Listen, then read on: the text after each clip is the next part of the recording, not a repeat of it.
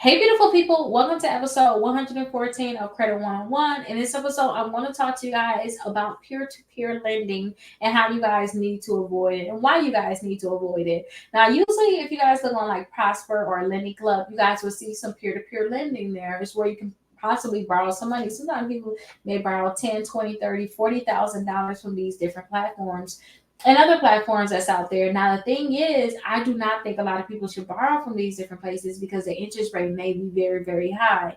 Usually, if you got a very good credit score, you'll be able to do some lending and you'll be able to get a very decent credit score. But then it depends too on what's the overall rates out there at that time too. But you could possibly get some decent you can probably get like a decent interest rate. But when you guys do these things, they have an origination fee where it may be 1 to 8%. So whatever you get, you have to pay that as a fee upfront is what you're going to have to pay. And then also, you have to think about the interest rate that they're going to charge you.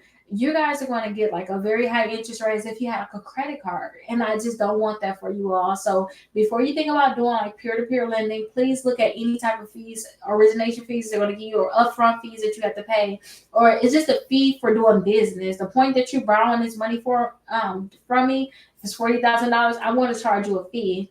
So you want to figure out what that fee is, plus you want to figure out what your interest rate is going to be, and is if there's any type of penalties for paying late, because all that add up, or any other fees that they can have out there. So definitely look into that, and it's just something I think that you guys should definitely avoid. And if you guys have any questions, definitely let me know. I'll see you guys in the next video.